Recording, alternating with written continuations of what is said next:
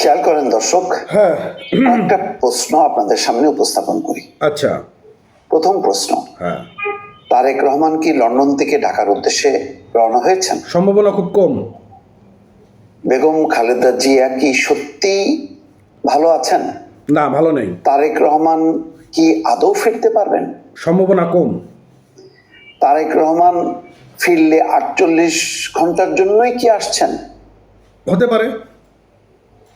দর্শক, এই প্রশ্নগুলো এখন বিএনপি সহ রাজনৈতিক অঙ্গনের সেই প্রশ্নগুলো, যেগুলো আমি পাচ্ছি বিভিন্ন কর্নার থেকে, সেগুলো আপনাদের সামনে উপস্থাপন করলাম। আচ্ছা, আপনারা এটার জবাবটা আপনারা নিজেরা খোঁজার চেষ্টা করেন, কারণ জবাব এই মুহূর্তে এমন একটা সময় যেখানে অ্যাকচুয়ালি সঠিক সংবাদ পাওয়া দিতে যাচ্ছে পারবো না। না। অনেক কিছু জানা থাকলেও বলা সম্ভব না, সম্ভব না। কারণ বিএনপির বর্তমান পক্ষ হাতে থেকে ডাক্তার জাহিদ বারবার অনুরোধ করেছেন যে প্লিজ আপনারা তার এবং রুহুল কবির রিজভির বাইরে বিএনপি সংক্রান্ত কোনো তথ্য ছড়াবেন না। আচ্ছা, না ছড়ালেও কিন্তু যেহেতু প্রশ্নগুলো আসছে, আমি সেগুলোকে ছুড়ে দিলাম যে কথাগুলো আলোচনা হচ্ছে, সেই আলোচনাগুলো আপনাদের সামনে উপস্থাপন করলাম। কারণ বেগম খালেদা জিয়া অসুস্থ হওয়ার সাথে সাথেই বিএনপি কিন্তু নিচেই চরম একটা অসুস্থতার মধ্যে ঢুকে গেছে। ঠিক আছে। তারা বুঝতে পারছে না রোগটার আসলে ওষুধ কোথায়, অর্থাৎ সমাধানের পথ তারা দেখতে পাচ্ছে না। যেমন একটা আলোচনা যে তারেক রহমান রওনা হয়েছেন, তিনি অল্প সময়ের জন্য দেশে আসবেন, মাকে দেখবেন এবং চলে যাবেন। এটা তো কোনো সত্যতা নেই। আরেকটা আলোচনা যে না, তিনি আসলে আদৌ আসতে পারবেন না। জাতীয় এবং আন্তর্জাতিক রাজনৈতিক পরিস্থিতি তাকে আসার সিগন্যাল দেয়নি। তার মানে বুঝতে পারছেন একটা নিরাপত্তা সংক্রান্ত বিষয় আছে, যেখানে বাংলাদেশ সরকার বলেছে যে সর্বোচ্চ নিরাপত্তা দেওয়া হবে।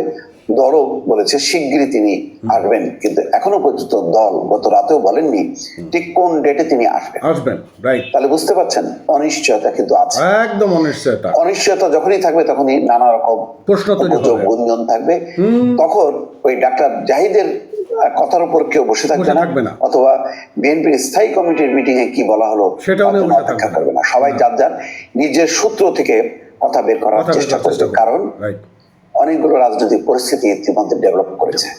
বলা হচ্ছে যে -2 ফর্মুলা, অর্থাৎ উড়িয়ে দেওয়ার মতো না। আগামীর যে রাজনীতি, সেই রাজনীতিতে বিএনপি থাকবে, কিন্তু থাকবে না বেগম খালেদা জিয়া এবং তার পরিবারের কোন সদস্য। এটা চালানো হচ্ছিল তো। আগামী রাজনীতিতে আওয়ামী লীগ থাকবে, কিন্তু থাকবে না শেখ হাসিনা জয় সহ তার পরিবারের কোন সদস্য।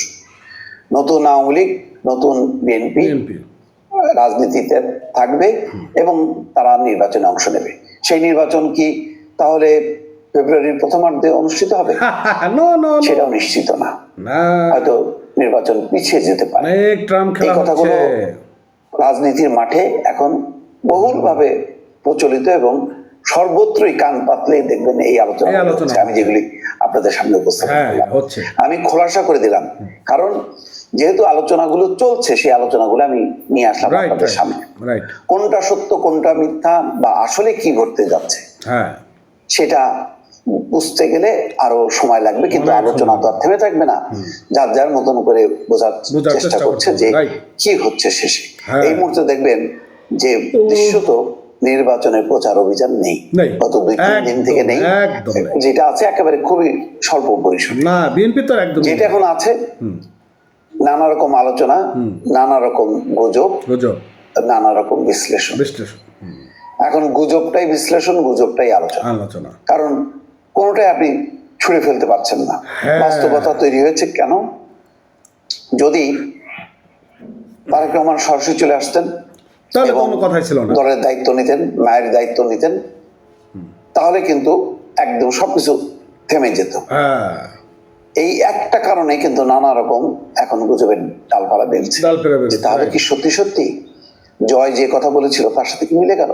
জয় বলেছিল -2 ফর্মুলা ইমপ্লিমেন্ট করার জন্য আন্তর্জাতিক মহল এখন সোচ্চার বা তোলপাড় করছে, বা তারা এখন সক্রিয়, যেখানে শেখ হাসিনার পরিবার থাকবে না, খালেদা জিয়ার পরিবার থাকবে না। তো খালেদা জিয়ার এখন যে অবস্থা, অনেকে বিশ্বাস করেন যে তিনি আর আগের অবস্থায় ফিরে আসতে পারবেন না।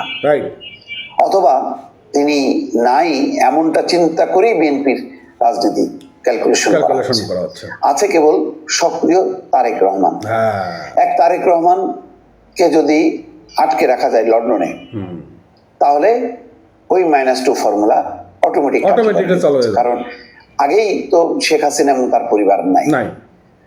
সম্ভাবনা আছে একটা নতুন আওয়ামী লীগ, যেটাকে বলে রিফাইন্ড আওয়ামী লীগ। তো সেই রিফাইন্ড আওয়ামী লীগ এবং বিএনপির নতুন নেতৃত্ব, অথবা বলতে পারেন রিফাইন্ড বিএনপি, তারাই নাকি আগামীতে রাজনীতি করবে, তারাই নির্বাচন করবে। কিন্তু ওই দুই পরিবার আর নির্বাচন আসবে না, এমনটা আন্তর্জাতিক মহলের সদিচ্ছা, বিশেষ করে ভারত এবং আমেরিকা। এই আলোচনা কিন্তু খুবই জোরালো হয়ে উঠছে।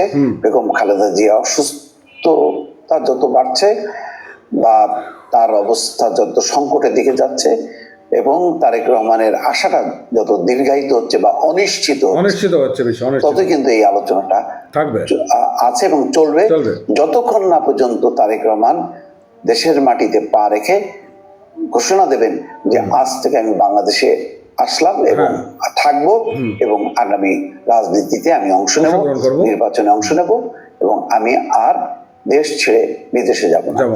এই ঘোষণা যতক্ষণ না আসবে ততক্ষণ কিন্তু গুজবের ডালপালা চলতেই থাকবে। এর থেকে কোনো নেই।